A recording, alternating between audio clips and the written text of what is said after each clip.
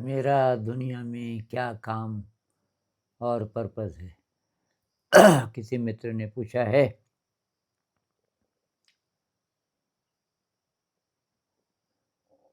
तो भाई मैं अपना दृष्टिकोण बता सकता हूँ।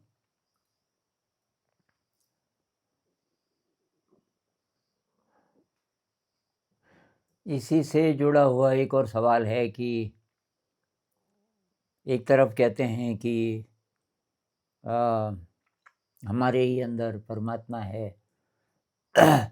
परमात्मा कह लो, ईश्वर कह लो, अल्लाह कह लो, ये सभी रिलीजन्स में है शायद कि वो हमारे ही अंदर है, वो शक्ति। दूसरी तरफ जीवन में दुख ही दुख है और हम कष्ट में हैं। और मनुष्य जाति जिस तरीके से अभी जी रही है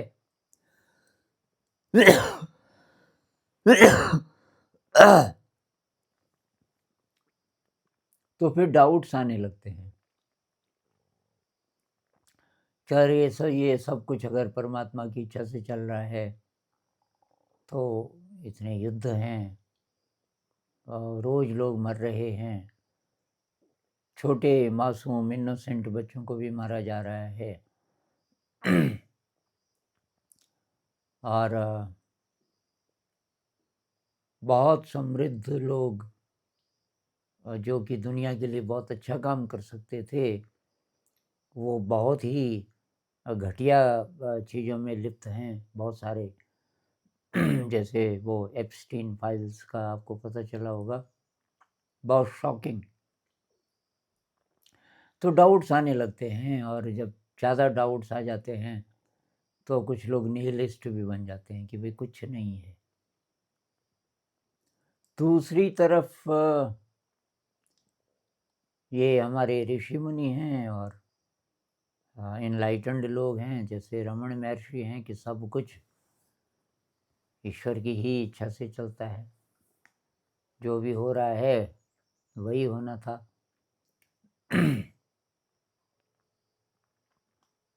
अब हमारी ज़िंदगी है, छोटी सी ज़िंदगी है।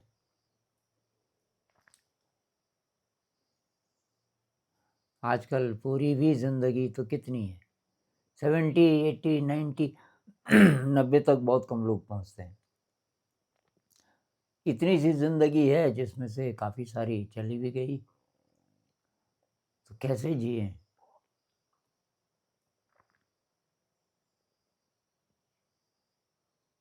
अब जो डोमिनेंट जो टेंडेंसी है सब जगह जो नज़र आता है, तो जीने का एक ही स्टाइल लोगों को पता है कि अगर बहुत सारा पैसा हो, धन दौलत हो, सारा साजो सामान हो, तो तब ज़िंदगी अच्छी होगी और तब हम अच्छे ढंग से जी पाएंगे। वो ये सवाल नहीं पूछते फिर कि मैं मतलब ये मेरा यहाँ क्या काम है, क्या पर्पज़ है।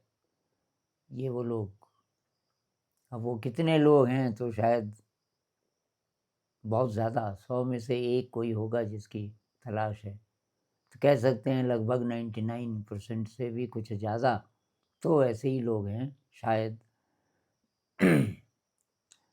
जिनके कोई गहरे प्रश्न नहीं है,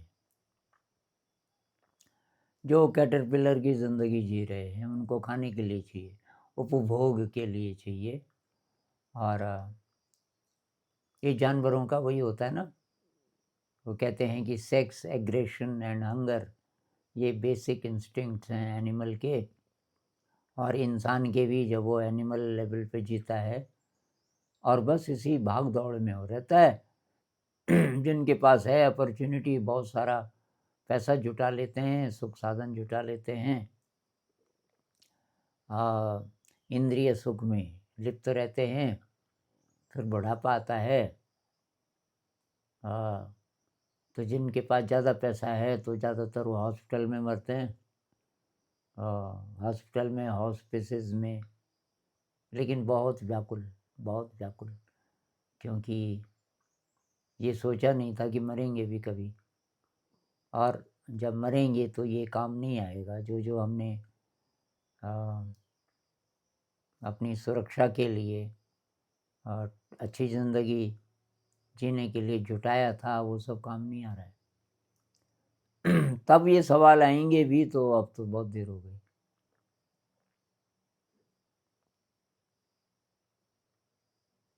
तो भाई मेरा तो ये मानना है, मैं ये जो बुद्धिस्ट अप्रोच है उससे काफ़ी हद तक एग्री करता हूँ। बहुत प्रैक्टिकल अप्रोच है कि भाई जीवन दुख है,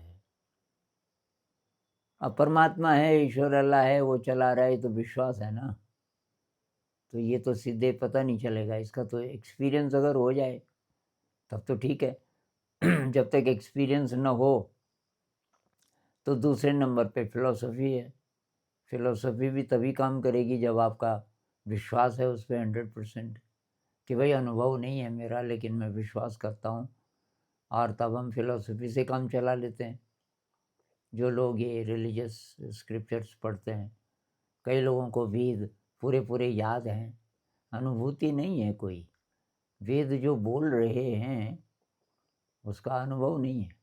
दूसरी तरफ ऐसे भी हैं जिन्होंने कुछ नहीं पढ़ा, कबीरदास जी जैसे, लेकिन उनको वो अनुभूति हो गई बस। तो असली बात शायद है ये अनुभूति क्या चीज़ है, वो कौन सा अनुभव है कि जो जरा सा भी स्पर्श कर जाए तो हम मालामाल हो जाएं, बस ये सारी चिंता ही ख़त्म हो जाए। तब करेंगे, सब कुछ करेंगे, लेकिन ज़्यादा डिस्ट्रैक्ट नहीं होंगे, क्योंकि बार बार बार वो जो अनुभव हुआ था वो हमें गाइड करेगा। ऐसा है ना, जैसे कि दूर किसी ने बोला कि भाई पहाड़ पर कोई कोई जगह है, कोई आश्रम है, वहाँ जाना है। अब मोटा मोटा आपने पता किया कि ये दिशा होनी चाहिए पुराने मैप्स की मदद से, लेकिन अभी श्योर नहीं हो, और आधी रात है, एकदम अंधेरा है, आपके पास एक छोटी सी लाइट है, उसके सहारे चल तो रहे हो एक एक कदम, लेकिन डर है और पक्का नहीं पता कि यही दिशा है। चल तो रहे हो, अकेले हो, और अचानक बिजली चमकती है, आकाश में बादल हैं और बहुत जोर की बिजली चमकती है, और उस बिजली की चमक में आपको वो शिखर दिख जाता है, और शिखर के ऊपर ये दिख जाता है आश्रम, और उसका कोई कलश है ऊपर किसी मेटल का, वो चमकता है बिजली में, और बस अब सारी शंका खत्म, आपको दिशा पता चल गई। अब फिर आधी रात है, अब फिर अंधेरा है, अब बिजली भी नहीं चमक रही है, लेकिन आपको पता है ये दिशा है, आप उधर अब चलते जाओगे। तो ऐसा कोई अनुभव हो जाए तो बात ही क्या है। लेकिन वो ऐसा अनुभव नहीं भी हो तो भी कुछ कुछ ऐसी चीज़ें जिनसे हमें ज़रा गहरी खुशी मिलती है, उनका पता लगाएं। एक तो है इंद्रिय सुख। अब ये तो बायोलॉजिकल ड्राइव है ना, हमारा हर एक जानवर को चाहिए ये थोड़ा सा सुख चाहिए, मतलब वो उसी की इच्छा करता है। उनकी साइकोलॉजिकल इच्छा तो शायद नहीं होती, लेकिन जैसे बिल्ली को ठंड है तो बिल्ली को पता है कहाँ कहाँ जा सकते हैं, तो सीधे आपके बिस्तर में आ जाती है अगर आप उसको आने दें। ऐसे ही हमारी पांचों इंद्रियां ये इंद्रिय सुख की तरफ भागती हैं। वो तो हुआ लोअर प्लेजर, वो जल्दी पता चल जाता है कि ये इससे तृप्ति मिलने वाली नहीं है। अब ये है कि इसका दमन भी नहीं करना, भूख लगे तो खाना है, तो ये तो ज़रूरत है इसकी, इसमें अब ज़्यादा लिप्त नहीं होना, जितनी ज़रूरत है बस। लेकिन और क्या है फिर जिससे कोई ऐसी खुशी मिले कि लगे कि यार ये है इंसान वाली खुशी। तो एक तो सेवा में ये होता है, निस्वार्थ सेवा। और इसलिए बहुत सारे लोग एनोनिमस सेवा करते हैं और बताते नहीं हैं किया, पता चल जाए अलग बात है, लेकिन वो इसका प्रचार नहीं करते कि मैंने किया। क्योंकि प्रचार करोगे तो उसमें तब मज़ा नहीं आएगा आपको, तब अहंकार आ गया। अहंकार मज़े को कम कर देता है। पर प्योर प्योर सेवा है, कंपैशन की फीलिंग है, करुणा जो आती है ना, करुणा। और तब करुणावश हम कुछ करते हैं किसी के लिए, उसमें एक प्रकार का बहुत गहरा सेटिस्फैक्शन है।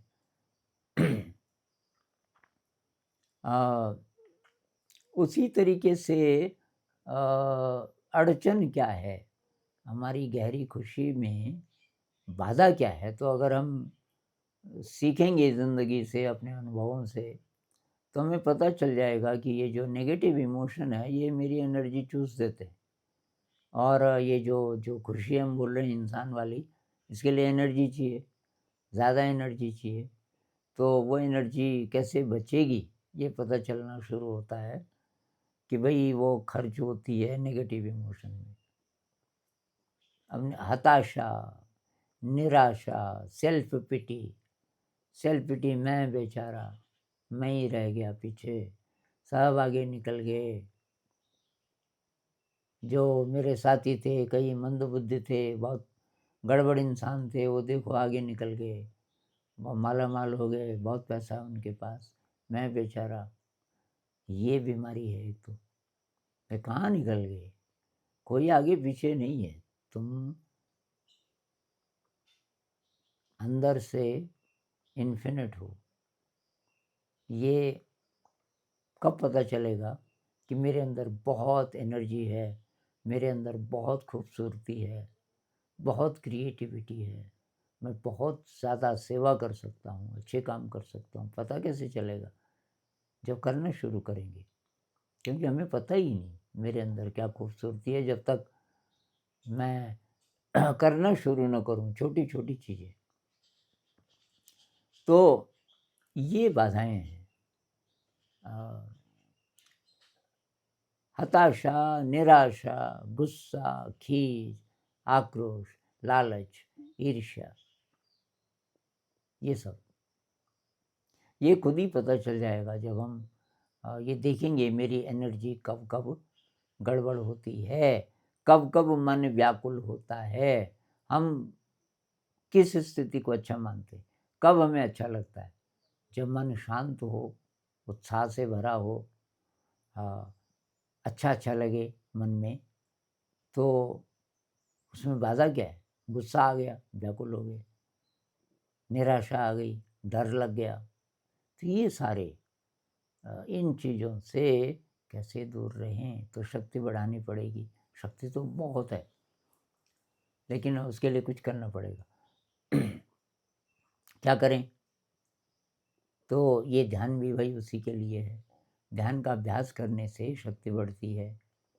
और वर्तमान में रहें, मतलब ध्यान को ही लोग कई कई प्रकार से बोलते हैं। वर्तमान में जियो, live in the present moment. इस क्षण में समग्र ऊर्जा से जीना शुरू करो। आपके सामने कोई काम है तो पूरी एनर्जी उसी में। ये कब होगा? जब मन में कोई सोच विचार नहीं है, आप पीछे की बात नहीं सोच रहे, आगे की बात नहीं सोच रहे। आप बर्तन साफ कर रहे हो तो आप पूरी तरह बर्तन साफ कर रहे हो, पूरी एनर्जी से आप बर्तन साफ कर रहे हो। आप खाना बना रहे हो, आप लैपटॉप पे कुछ टाइप कर रहे हो, आप ऑफिस जा रहे हो, आप सब्जी खरीदने जा रहे हो, कुछ भी कर रहे हो, पूरी तरह से कोई छोटा काम नहीं, कोई बड़ा काम नहीं, जो भी काम है उसमें आप पूरे हो। ऐसी हम प्रैक्टिस करने लग जाएंगे तो उससे एनर्जी बढ़ेगी।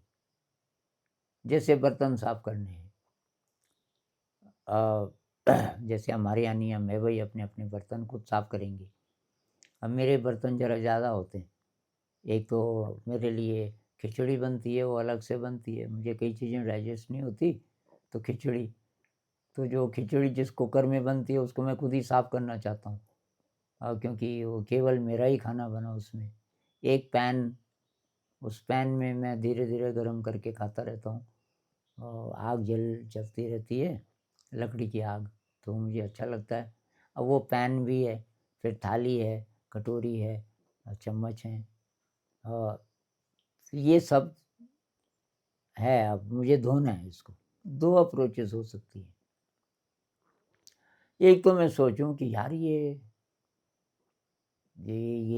मुझे धोने पड़ेंगे, मैं तो बहुत सीनियर हूँ, और ये बर्तन धोना, ये तो मतलब ये तो मेरा काम नहीं है ना, मेरी उम्र भी ज़्यादा हो गई, मैं क्यों करूँ इसको?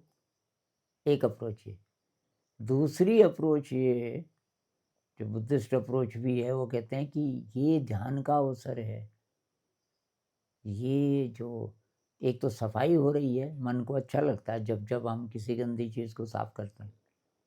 उसमें कुछ है, क्या पता कहीं न कहीं हमें याद आ जाए कि मन भी ऐसे ही है भई, गंदे बर्तन की तरह है, इसको भी साफ करना है, कौन जाने?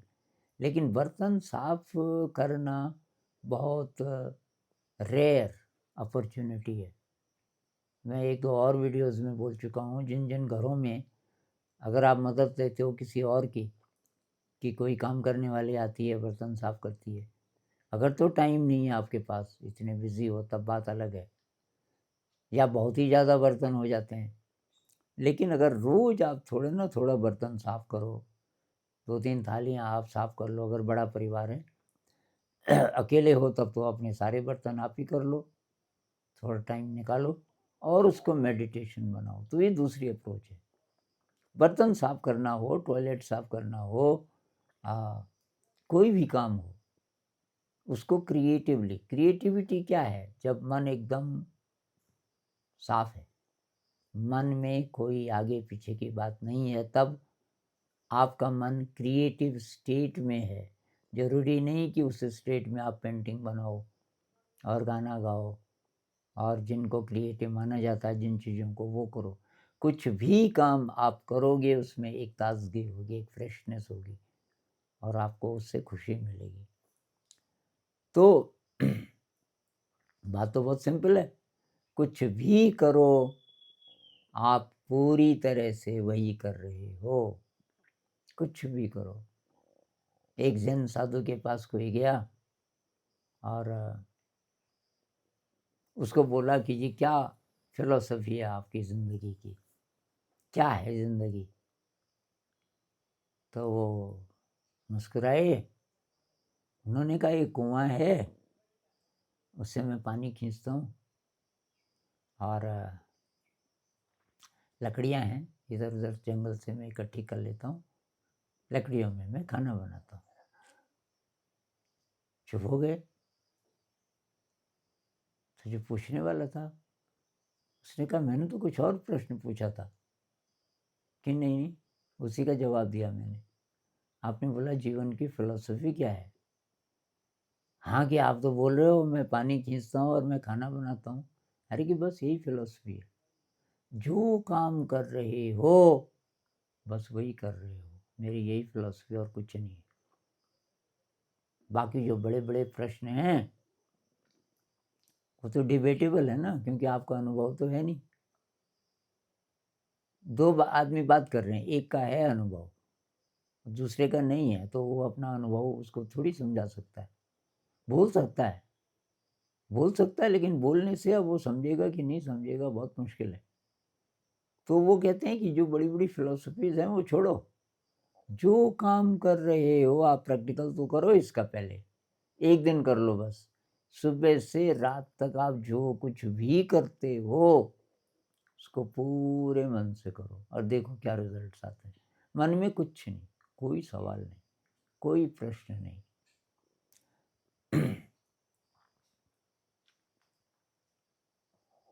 अब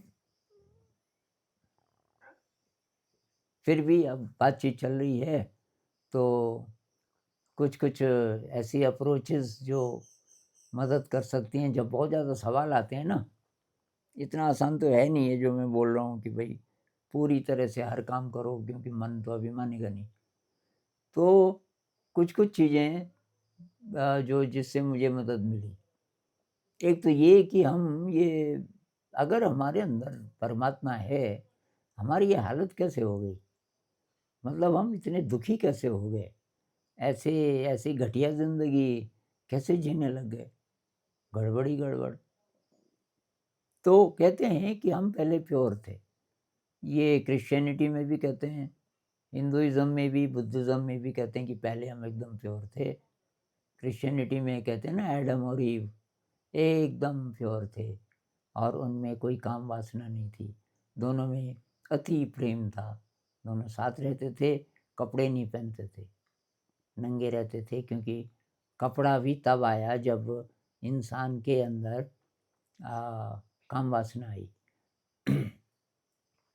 और फिर इंसान डिग्रेड हुआ।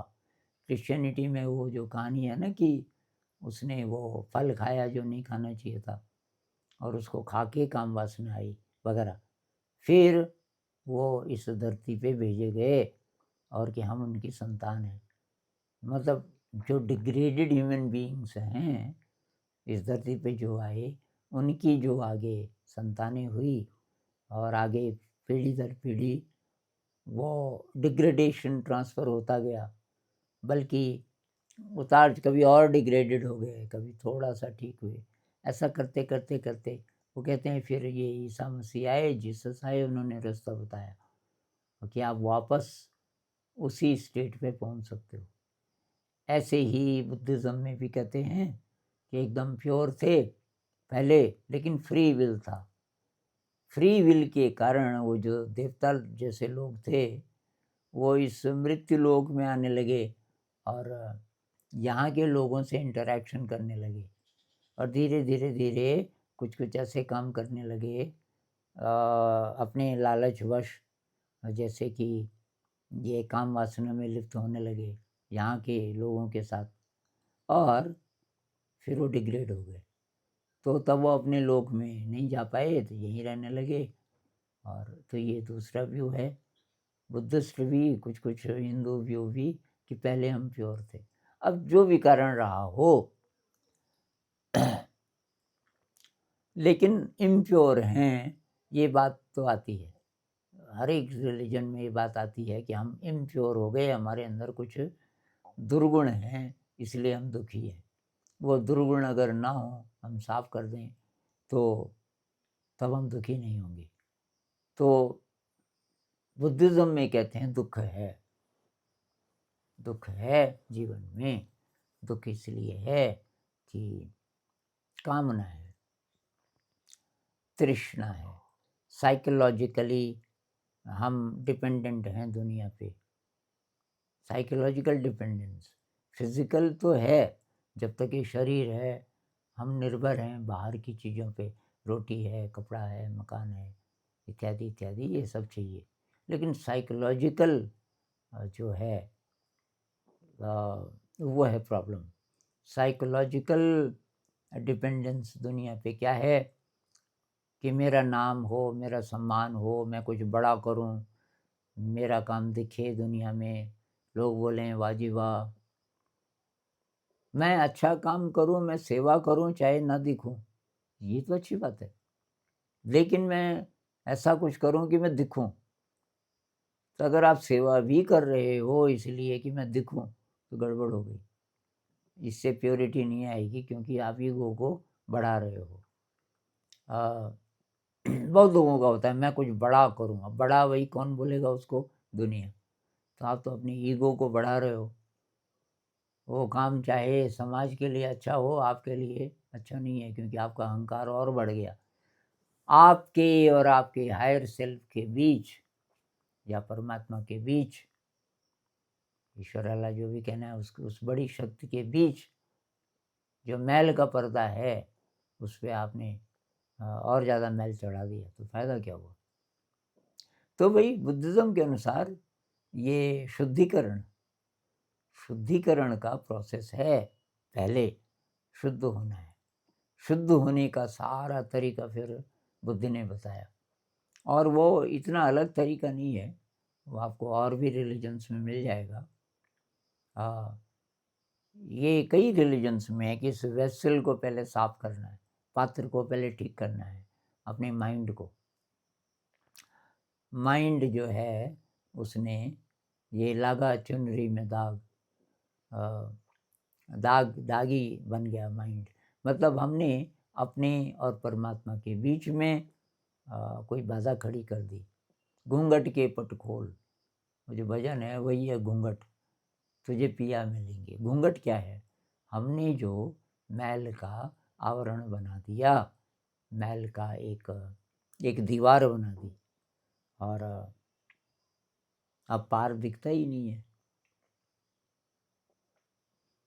तो ये दूसरी एनालॉजी ये है कि भाई आपका जो पात्र है, मान लीजिए अमृत बंट रहा है, अमृत वर्षा हो रही है, आप भी अपना घड़ा लेके आए, लेकिन आपके घड़े में गंदगी है, पता नहीं कब कब की।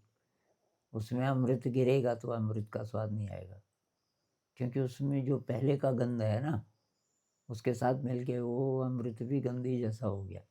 तो पहले इसको धोना पड़ेगा, पात्र को धोना पड़ेगा। धोना बहुत पेनफुल है, क्योंकि धो ही रहे हो, अभी अमृत नहीं मिलेगा।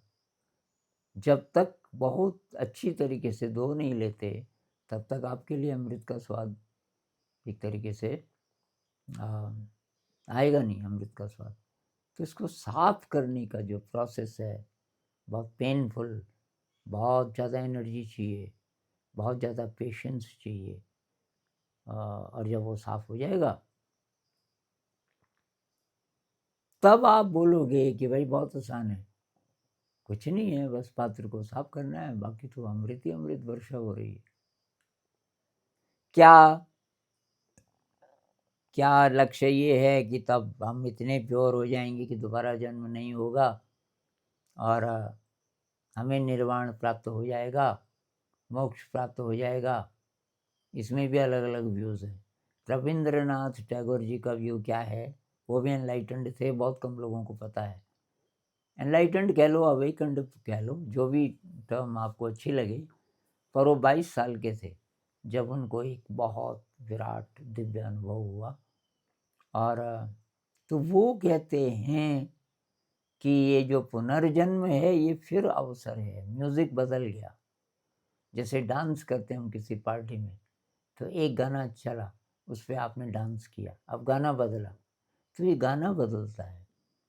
मृत्यु जो आती है वो जरा पॉज है, संगीत बदल रहा है उस समय। अब फिर आपका जन्म हुआ, एक और अवसर आपको मिला, और ऐसे अवसर मिलते ही जाएंगे, एंडलेस। वो मेरे ख्याल से विश्वास नहीं करते इस पे, निर्वाण पे या मोक्ष पे। कहते हैं कि नहीं, ये जो डांस है ज़िंदगी, ये है असली मज़े की बात। और इसमें हर बार आपको चांस मिलता है और अच्छा डांस करने का। एक किताब है जोनेथन लिविंगस्टन सीगल, उसमें जोनेथन जितना सीख सकता था, जब सीख गया इस धरती पे, तो उसको लेने दो और सीगल आते हैं, अपनी दुनिया में ले जाते हैं, और वो कहते हैं अच्छा ये स्वर्ग है। कहते हैं स्वर्ग जैसी कोई जगह नहीं होती, उच्च जगत होते हैं।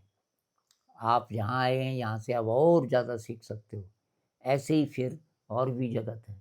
तो ये हो सकता है कि जब हमारा इतना इवोल्यूशन हो जाए कि इस धरती में अब हम और नहीं सीख सकते, तो हमें कोई दूसरी धरती मिले, इसी मैटर की बनी हुई या किसी और चीज़ की बनी हुई, कोई और डिमेंशन हो सकता है जिसमें ये हार्ड मांस का शरीर ना हो, क्या पता प्रकाश के शरीर हो, कौन जाने। ये मैं अपना व्यू बता रहा हूँ कि ऐसा हो सकता है कि और भी डिमेंशंस हैं, और जिसने जो बहुत प्योर हो गया इस संसार में, उसको वो मौका मिले।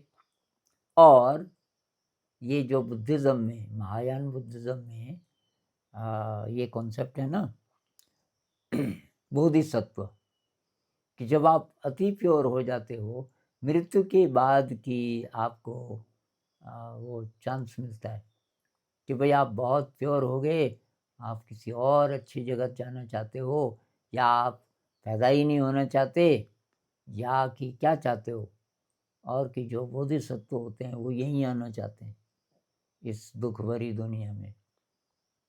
कि क्यों? कि भाई इसलिए कि मैं तो पार हो गया, लेकिन वहाँ तो बहुत सारे हैं और उनको पता नहीं कितने लाइफ टाइम्स लगेंगे, तो क्या पता मैं थोड़ा हेल्प कर सकूं। तो कहते हैं जो बुद्ध जैसे लोग होते हैं, जैसे गौतम बुद्ध थे, वो इस तरीके के थे, उन्होंने जानबूझकर जन्म लिया होगा शायद। अब प्रॉब्लम क्या है? प्रॉब्लम ये है कि अगर हम पीछे पड़ जाएं, भाई मुझे सारे प्रश्नों के जवाब चाहिए, वो तो नहीं मिलेंगे। कैसे नहीं मिलेंगे? कि जो हमारा लॉजिक है ना, लॉजिकल जवाब, मतलब कोई बोलेगा, चाहे उसको अनुभव हो भी, किसी को जितना अनुभव होगा उतना वो बोलेगा, उसके बोलने से हमें कोई खास तृप्ति मिलेगी नहीं। थोड़ी देर के लिए हमारे लॉजिक के हिसाब से वो बात सही हो सकती है कि अच्छा शायद ऐसा हो, असली तृप्ति नहीं मिलेगी। लोग वेद पढ़ लेते हैं 5-5 साल तक, वेद उनको याद भी हो सकते हैं, लेकिन वो सत्य के बारे में है, सत्य थोड़ी है।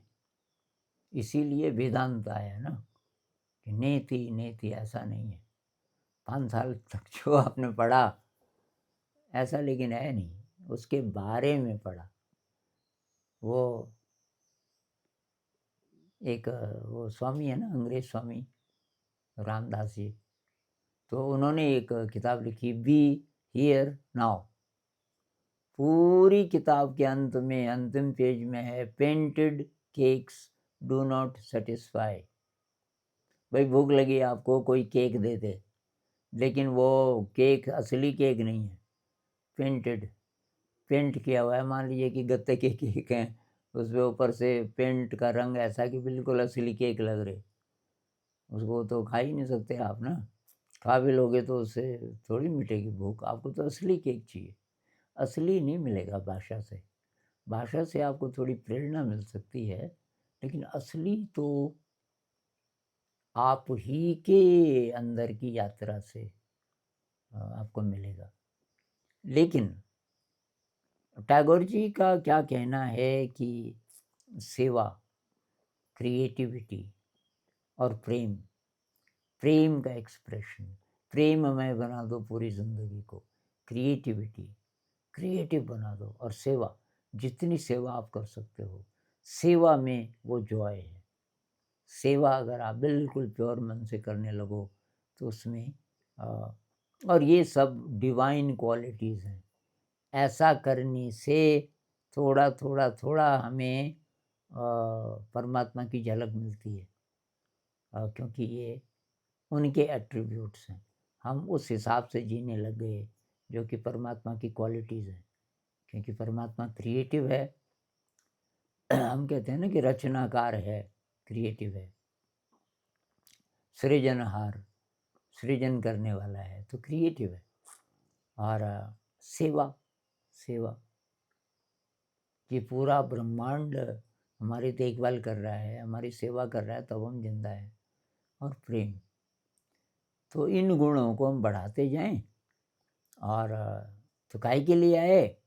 अपनी दिव्यता को दोबारा से प्राप्त करने के लिए आए। और उससे पहले इस पात्र को धोना जरूरी है। पात्र को धोने के लिए दुख चाहिए। मतलब इमेजिन करो ना कि आप एक बहुत बड़े गंदे बर्तन हो, और कोई साफ करने वाला बहुत बेरहमी से वो लोहे के ब्रश से किसी चीज़ से रगड़ रहा है, क्योंकि बहुत गंदगी है, तो दर्द नहीं होगा। टैगोर जी कहते हैं, टैगोर जी को जितने प्रिय थे अपने परिवार में, जॉइंट फैमिली थी, बहुत सारे लोग, तो वो सब मरते गए। उनकी भाभी मरी, और उनके जिस जिसको बहुत प्यार करते थे जवान, सब मरते गए। टैगोर जी क्या कहते हैं, ईश्वर मुझे पता है, आप मेरी सितार को ट्यून कर रहे हो, ये जो दुख आ रहा है ना, बार बार आप दुख दे रहे हो, ये ट्यूनिंग है। मेरा जो सितार है ज़िंदगी का, इसको आप ट्यून कर रहे हो ताकि इसमें से दिव्य संगीत निकल सके। सितार जिन लोगों को पता है, सितार का, गिटार का ट्यूनिंग करते हैं ना, तो ट्यूनिंग करते हैं तो तारों को कसते हैं ज़रा, तब सही उसमें से संगीत निकलेगा। तो ऐसी मेरी ज़िंदगी को आप कस रहे हो ताकि इसमें से दिव्य संगीत निकले। ये कौन सी अप्रोच है बताओ? तो दुख आते हैं तो अगर आपको याद रहे कि मेरे को मांझने के लिए आ रहे हैं, साफ करने के लिए आ रहे हैं, अप्रोच ही बदल जाएगी आपकी। दुख जितने भी प्रकार के हैं, तो वही करना है, अपने को साफ करते रहना है। और उसके ये तरीके हैं: ध्यान, सेवा, कंपैशन, क्रिएटिविटी, ग्रैटिट्यूड इत्यादि। इनका हम इस्तेमाल करते रहें।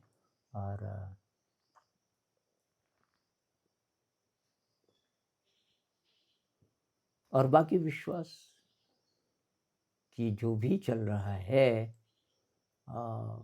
ये कोई सुपर इंटेलिजेंट एनर्जी फील्ड है। उसको कुछ भी बोलो, सुपर इंटेलिजेंट एनर्जी फील्ड है। तो दुनिया में इतना कन्फ्यूजन क्यों है? लोग लड़ क्यों रहे हैं? धर्म के नाम पे, देश के नाम पे, इकोनॉमिक डिस्पैरिटीज़ हैं, कई कारणों से लोग लड़ ही रहे हैं। वो अज्ञानता है। सारी जो मनुष्य जाति है, 8 अरब लोग हैं और जा रहे हैं धीरे धीरे धीरे प्योरिटी की तरफ। तो ये वो तो ऊपर नीचे होता रहेगा, कुछ थोड़ा प्योर होता है फिर इम्प्योर हो जाता है। ऐसी कलेक्टिवली पूरी ह्यूमैनिटी गिरते पड़ते इवॉल्व हो रही है। और ऐसे 2-4 साल में, 10, 20, 50 साल में कुछ नहीं दिखेगा हमें कि किधर जा रही है। बड़ा साइकिल है ना पूरी ह्यूमैनिटी। तो अगर हम देख सकें कुछ 100 सालों का ग्राफ या कुछ 1000 सालों का कि भाई ये किधर जा रही है ह्यूमैनिटी, तो कोई लोग हैं जो थोड़ा देख पाते हैं कि भविष्य को। कोई ऐसे संत लोग हो सकते हैं जो कि दिशा देख लेते हैं, इधर जा रही है ह्यूमैनिटी कुल मिला के। और उनमें से कुछ हैं जिनकी प्रेडिक्शंस बहुत अच्छी हैं।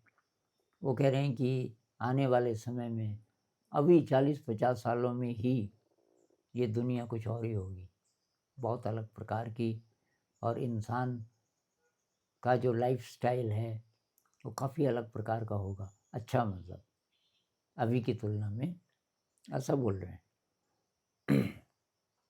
इस पे और बात करेंगे। नमस्कार।